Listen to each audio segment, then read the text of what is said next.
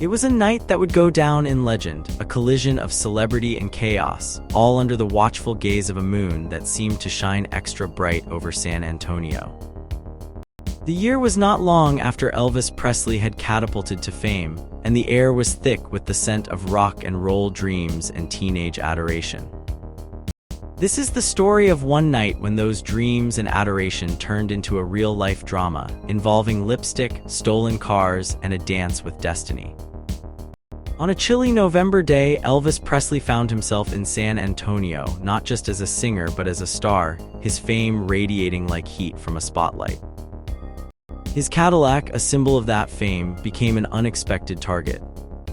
As the king of rock and roll stepped out, the girls in the audience, inspired by the Tennessee flair that clung to everything Elvis touched, saw an opportunity. They believed his car was as much a part of the show as the music itself. In their minds, it was only fitting that Elvis's ride carry the same magic, the same allure. So they did what any fan would do, they borrowed his license plates, thinking they were taking a piece of the magic home with them. But these weren't just any fans, these were fans who knew how to make a statement, using heartbreak pink lipstick to turn Elvis's car into a canvas. They wrote their numbers bold and bright, in a way that only a girl with a heart full of dreams would do. The owner, Colonel Parker, initially found the humor in it, perhaps seeing it as another sign of Elvis's rising star, one that even included a touch of mischief. But when the smudges of lipstick proved harder to remove than expected, his amusement turned to frustration. The Cadillac, once a gleaming symbol of success, now looked like it had been through a battle. Parker decided enough was enough.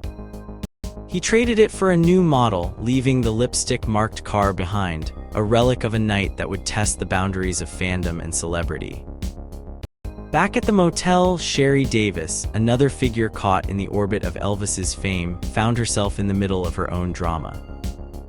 Known for her voice that could fill any room, Sherry had grown up in a world where faith and fundamentalism were as much a part of her as the music she loved. It was here, in this motel, that Nick Adams, a wild card with a grin wider than the Mississippi, entered her life. His antics, swinging from the balcony like a monkey, were just the beginning. When Elvis himself appeared, asking to see Sherry, the air thickened with possibilities and warnings. Sherry, wary but intrigued, followed Nick into Elvis's world. The encounter was charged, Elvis's charm disarming even her resolve. But beneath the smooth talk and the gentle eyes, there was a task at hand. Nick had something to deliver, a message that could change everything. As Sherry walked with Elvis, the tension between them was palpable, a mix of fear, respect, and the undeniable pull of a star's presence. The night unfolded like a movie script, with Elvis playing his part with a smile that could melt hearts. But for Sherry, it was a dance on the edge of something big, something that could define her relationship with the man who was both idol and enigma. As they walked, the world around them faded into the background, leaving only the two of them, suspended in a moment that could lead anywhere. This was more than just a night for Sherry. It was a glimpse into a world where stardom and reality intertwined, where a simple hello could lead to unknown paths. And as they parted ways, with Elvis's famous slippers a secret keepsake, the question lingered, what lay ahead for this good lady and the king himself? The answer, much like Elvis's lipstick, was about to leave its mark. Elvis Presley, known to many simply as the King, found himself in a strange new world after joining the army. The very moment he signed up, everything changed. No longer was he just a rock and roll star with $1 million paycheck. Now he was Private Presley, earning $78 a month from Uncle Sam.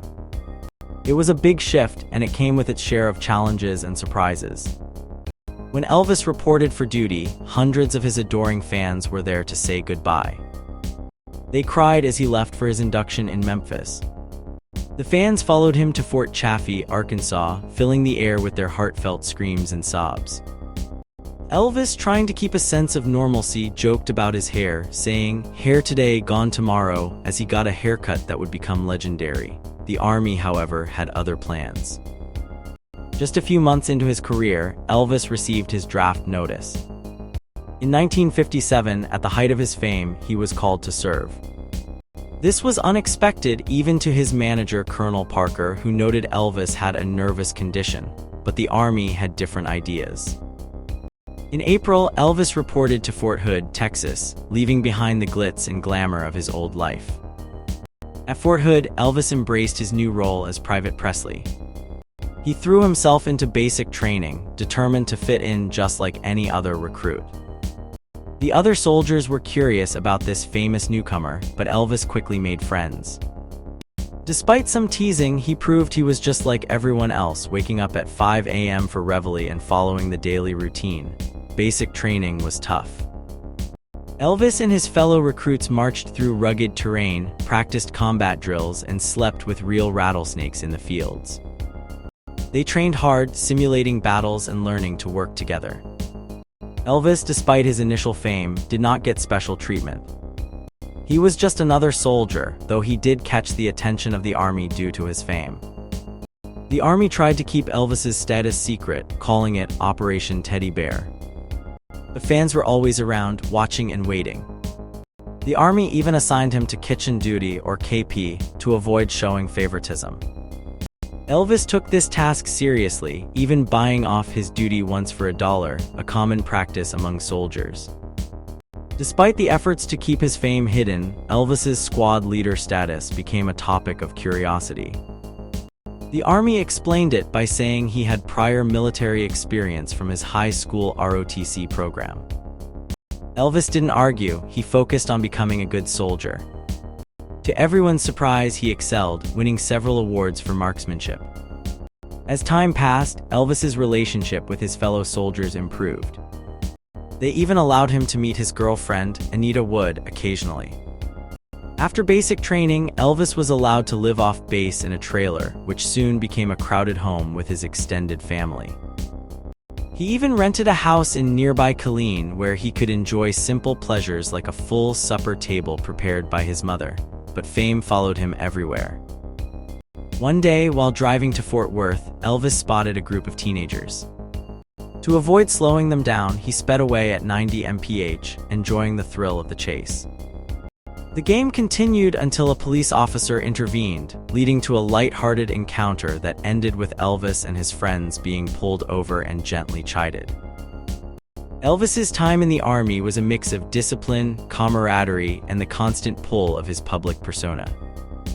Despite the challenges, he remained true to himself, finding moments of joy and normalcy amidst the chaos of military life. His story during this time is a testament to his resilience and the enduring appeal that made him the king of rock and roll.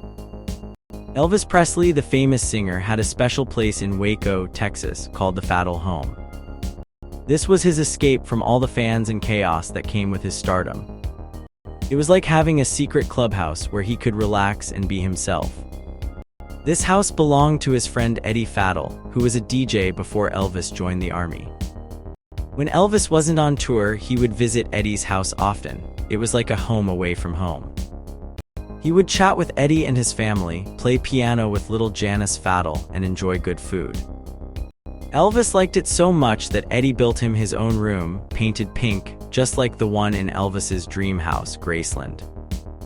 In this pink room, Elvis would listen to new music records and hang out with the kids. He loved the stereo system Eddie gave him, which played music non-stop. It helped him stay updated with the latest songs and artists. One of the funniest things was how Elvis would sing birthday songs to the kids, while they tried to sing along in their own funny ways. But everything changed when the Army called Elvis to serve. It was a big shock to everyone, especially the girls who followed his every move. They were sad he would be in Germany, a faraway place where not many knew him.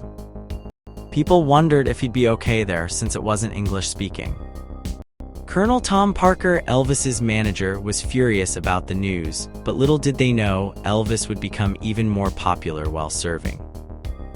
When it was time for Elvis to leave for Germany, the people of Waco threw him a big goodbye party. Hundreds of fans came to say their farewells.